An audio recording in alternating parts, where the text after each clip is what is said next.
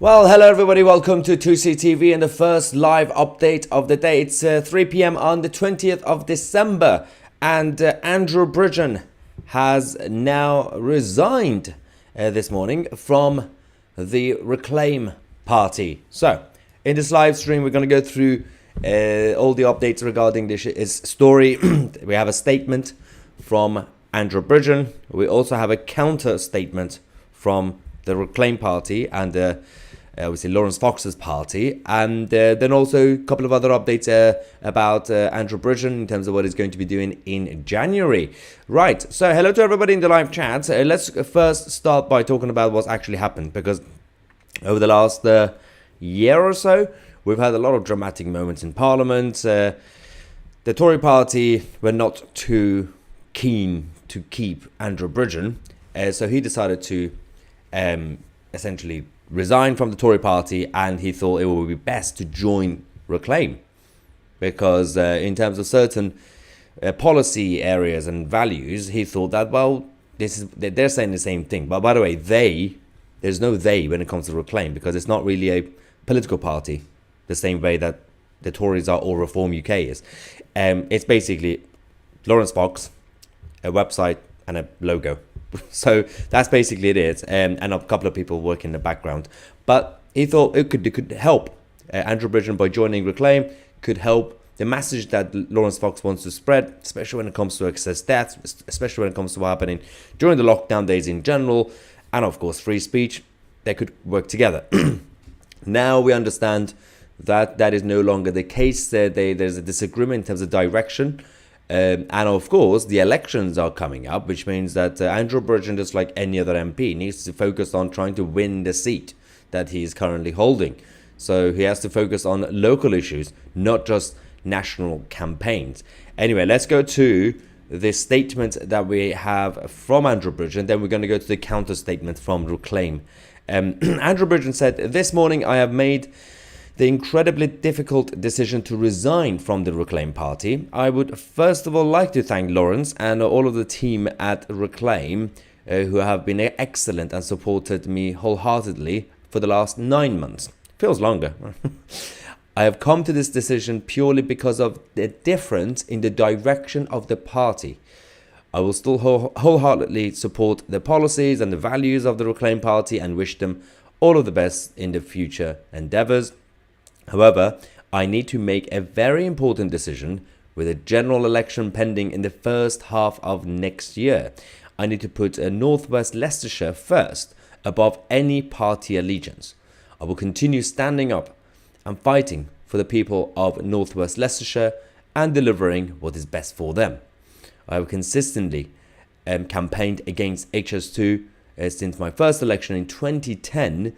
I have been at the forefront of exposing scandals such as the modern-day slavery cover-up in Leicester and the Post Office Horizon scandal, which was debated in the House of Commons yesterday. I have been standing up for those who have been injured by obviously the jabs and everything else, exposing the cover-ups of the trend in excess deaths on a national and indeed global scale." So this is the statement we have. Doesn't really have a proper ending, but we get the gist of it, obviously. That there was a difference in terms of the direction of the party in general.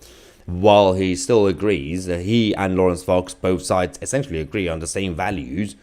But clearly there was a problem in terms of, I guess, from the perspective of Andrew Bridgen, seeing any potential of being in a one-man band party. Well, essentially, at this point, for the past 9 months, it was a two-man band. But it's not really a political party the same way as even Reform UK is, or the Green Party, or the Labour Party. Because it's essentially, as I say, just like a website and a leader. There's no local branches, there's no membership in that sense, there's no campaigns, anything going on. But fair enough. Andrew Bridgen thought it's best to go his own way and be independent for now. This is the press release that we have also now received from the Reclaim Party, saying that Andrew Bridgen and the Reclaim Party have enjoyed working together and remained aligned across numerous policy areas, but both feel that they are better positioned to pursue their objectives independently. They both feel. Right. Laurence Fox, the leader, has said, "It has been a pleasure working with Andrew. He is a man of great bravery, and we remain hugely supportive of his campaigning on a number of issues. He rightly sees his role to raise issues of concern to his constituents. There are too few in Parliament prepared to do that. He has been an excellent constituency MP, and we wish him every success in his bid for re-election in North West Leicestershire. As a reflection of that support, we have made a considerable donation to Andrew's campaign fund as well. That's nice. Andrew then said, I would like to personally thank Lawrence and Reclaim for all their help and support over the last 9 months. The issue of free speech is the essential pillar of our democracy. Reclaim will continue to lead the fight, and I wish them very well. This is kind of interesting because it's actually one of the cleanest exits and divorces we've had in party politics in a long time. Usually gets dirty publicly, but it's mostly because it's very clean. It's too clean in terms of the statements and everything else, right? Clearly, they had to come with some sort of agreement saying, well, because they do agree with each other in terms of the values, we get that.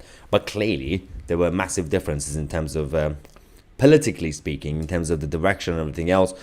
So it can't really be a situation where people say, well, let's just shake hands and go away. There were probably some heated moments as well. But it's nice to see that afterwards, they could just say, all right, let's be grown-ups. I'm going to say this, you're going to say this. We're going to keep it friendly, diplomatic, done. So that's essentially the silver lining, at least. So it wasn't completely messy. But all we have is obviously the statement from this side and the statement from that side, and we'll find out exactly what's going on. We already have a comment, a crazy comment already, that someone calling themselves Truth Seeker saying, you're spinning. Firstly, it will help if you put this apostrophe up there and an E. Secondly, I simply read from the statement. What am I spinning here exactly? It's important to take your pills in the morning early on before you go crazy. All right, let's go back to the good news from Andrew Bridgen, because he also just announced something exciting in January. He said, an early Christmas present, people. I am pleased that the comment BB comes in. This is the actual the Westminster Hall have granted me a debate on trends in excess deaths on the 16th of January at 9:30 a.m. Please write to your MP and ask them to attend the Westminster Hall debate. So this is, they got the dates, we got the actual time, 9:30 a.m. at the actual Westminster Hall. It's going to be great. It's going to be great. It's going to be very important. Obviously, we will be covering that on this channel as usual.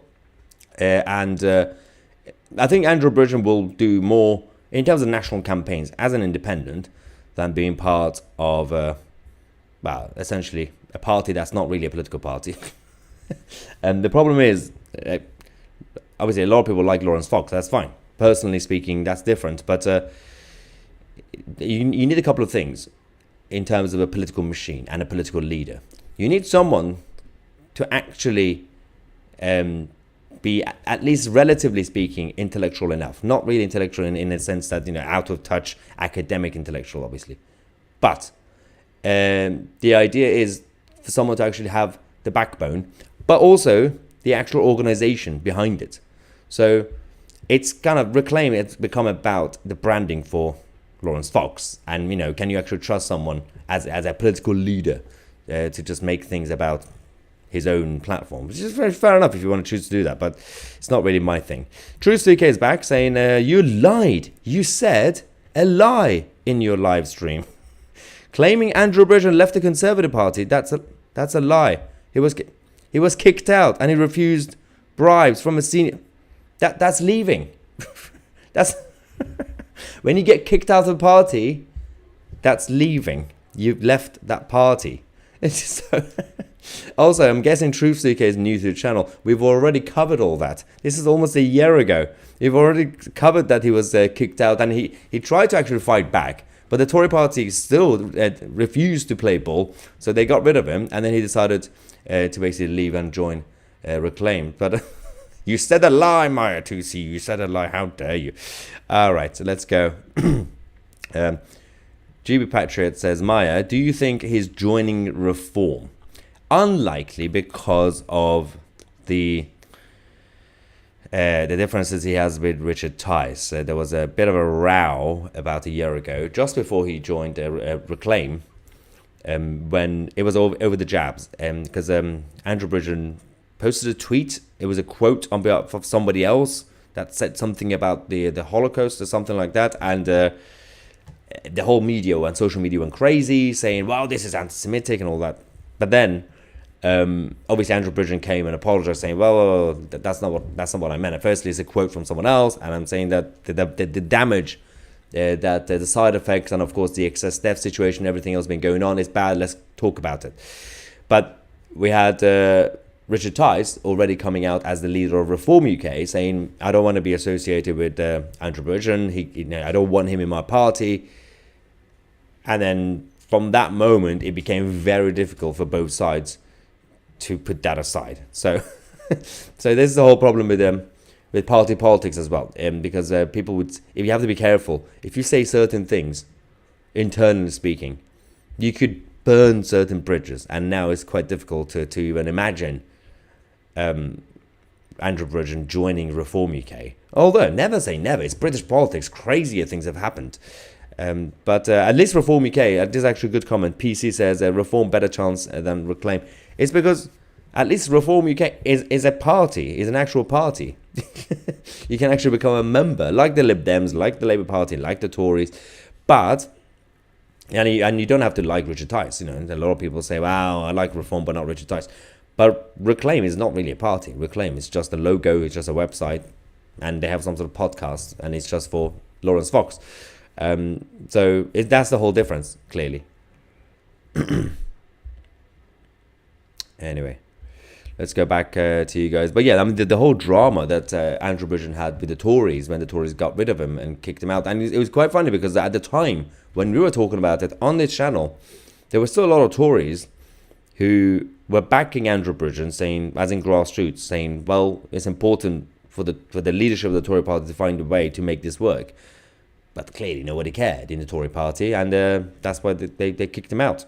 And he had a choice. He didn't have to join Reclaim. He could have just remained an independent MP and push his agenda. The reason you join parties instead of being independent, even if you want to defect, is usually you join a party with a platform or with some sort of influence, so you could use that in the House of Commons to do something. Right? Remember the days when Douglas Carswell defected from the Tories to UKIP. Now that actually had an impact because UKIP had a platform. But when the Tory party kicked you out, what happened with Andrew Bridgen, the tricky situation is that he could have actually just become independent from the beginning. Because by being part of Reclaim, he actually helped Reclaim. Reclaim didn't really help Andrew Bridgen, like objectively speaking. So he could have done whatever he wanted to do as a backbencher, as an independent. Anyway. But yeah, so let's go back to you guys. Something in the air says that Reform UK do not have the same views on the jabs and excess. Yes, although it's quite interesting because Reform UK keep coming out to say, to an extent, yes, we are worried about the excess debt. So the public position is also to focus on that, but not really in terms of the actual side effects of the Pfizer stuff and everything else. So it's, yeah, and they're not as Puritan, let's just say, as Andrew Bridgen. Let's go back.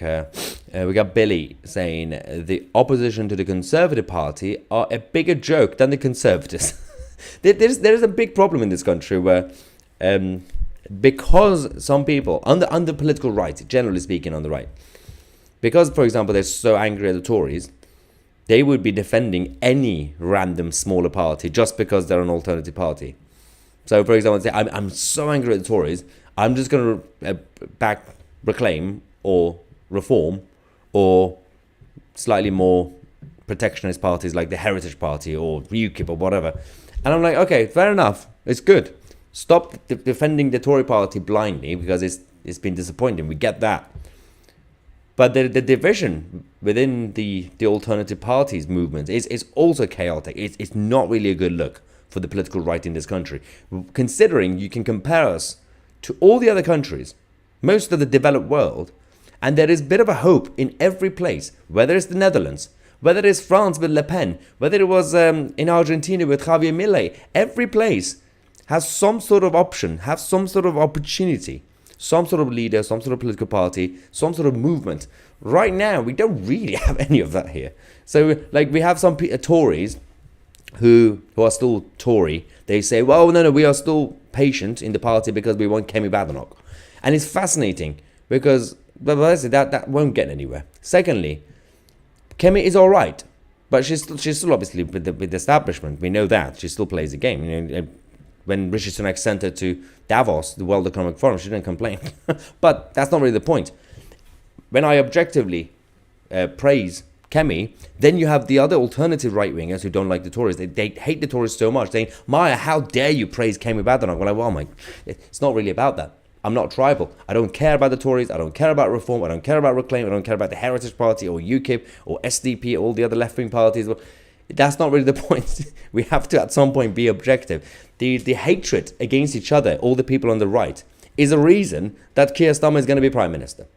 Now, nothing to do really about, if you vote Reform, it's going to split the votes and Tories will lose. Well, Tories deserve to lose at this point. We know that. They don't really deserve to win again. And that's not really the main reason that Starmer is becoming Prime Minister potentially. It's because nobody knows exactly what political right means anymore in this country. And they all just want to hate each other.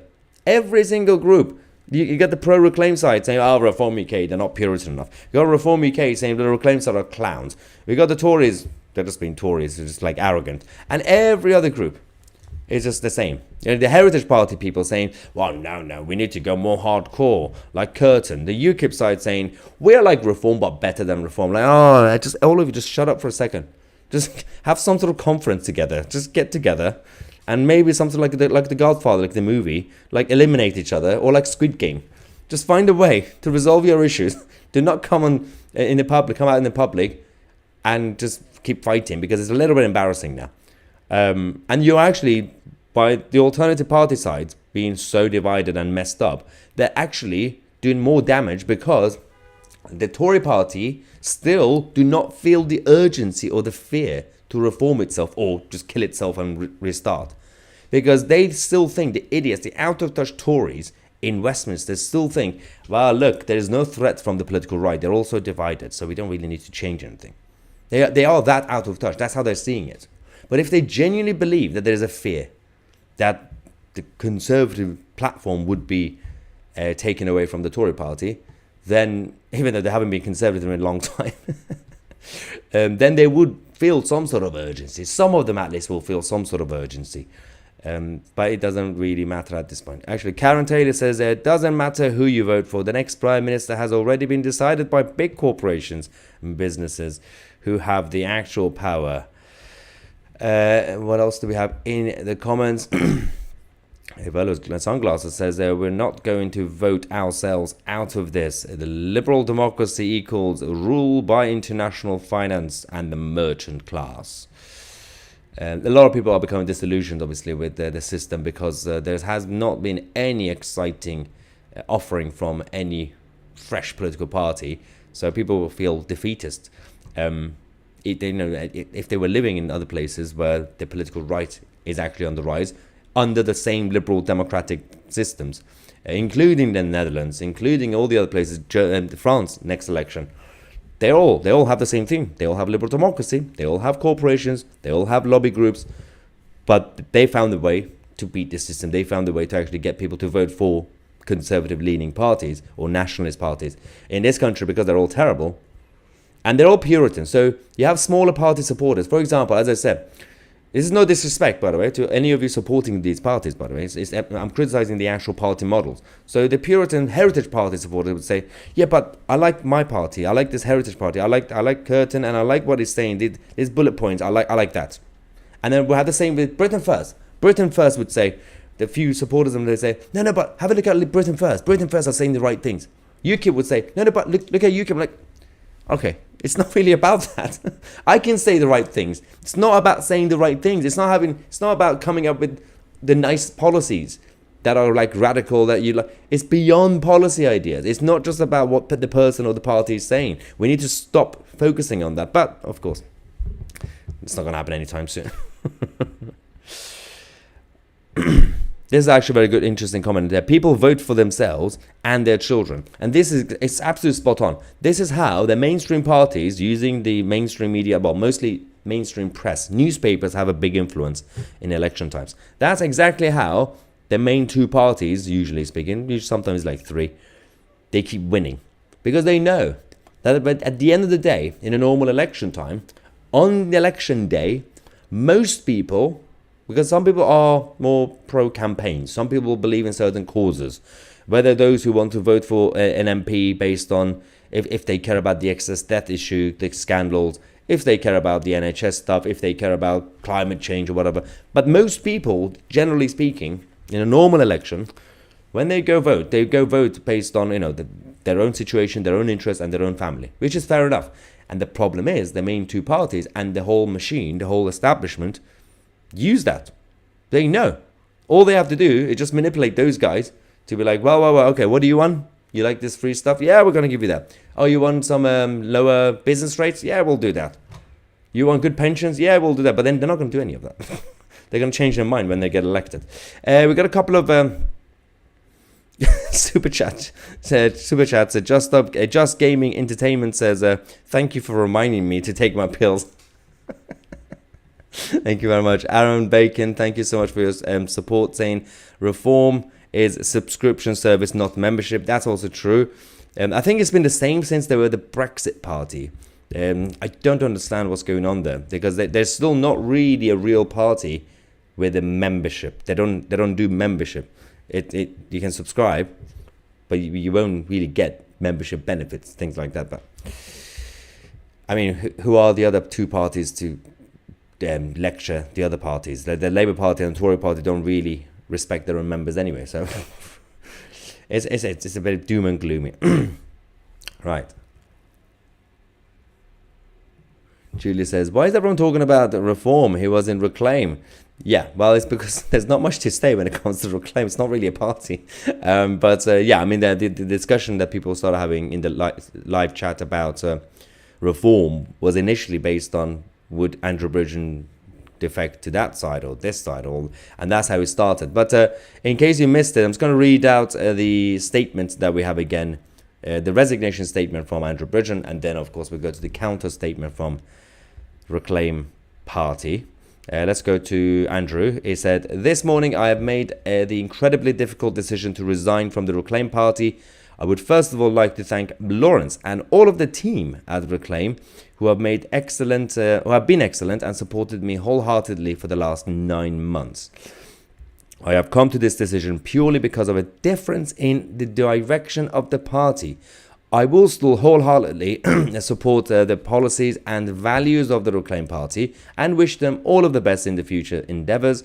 However, I need to make sure a very important decision with the general election pending in the first half of next year. I need to put North West Leicestershire first, above any party allegiance. I will continue standing up and fighting for the people of North West Leicestershire and delivering what is best for them. I have consistently campaigned against HS2 since my first election in 2010. I have been at the forefront of exposing scandals such as the modern-day slavery cover-up in Leicester and the Post Office Horizon scandal, which was debated in the House of Commons yesterday. I have been standing up for those who have been injured by the jabs and exposing the cover-up and the trend of excess deaths on a national and indeed global scale. And then we had the reaction from Reclaim saying, Andrew Bridgen and the Reclaim Party enjoyed working together and remain aligned across numerous policy areas, but both feel that they are better positioned to pursue their objectives independently. And then, of course, we had the reaction from Lawrence, and we have the reaction again from Andrew.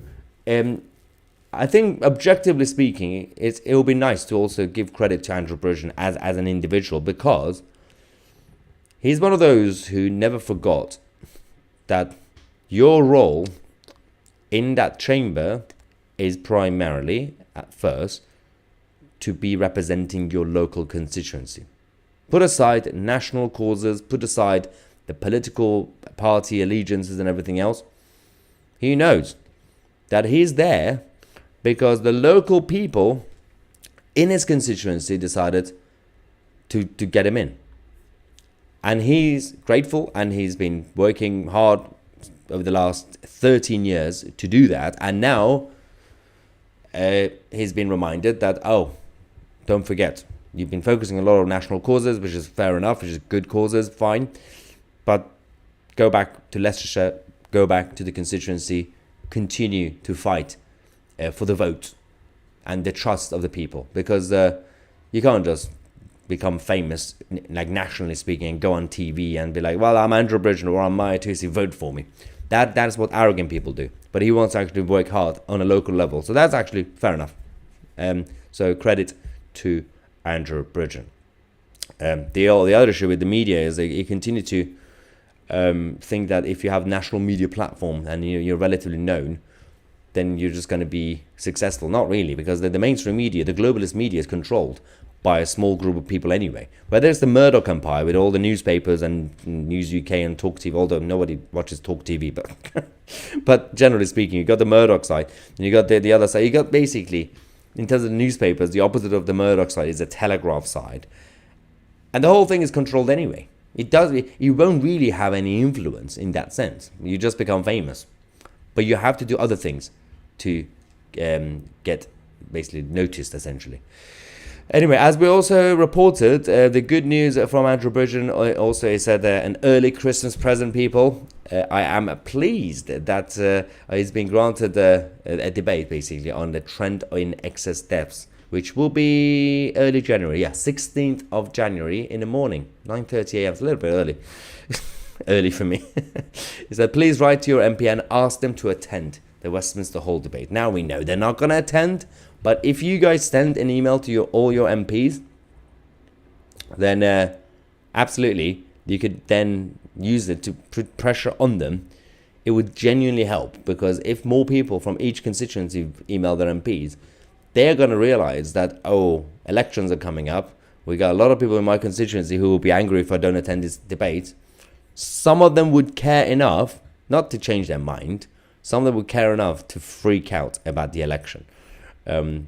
If you care enough already, you would turn up. You don't have to have an email in your inbox from a constituent to remind you. But at least it will be important to send them a message saying, we're on top of you and we're going to get you out. But the problem is, will people actually vote them out? It's going to be the same thing over and over again anyway. Both sides are the same at this point. Anyway, right, we are going to take a quick break. We're going to have a lot to talk to you guys about. We're going to talk about later on. We're going to talk about Donald J. Trump.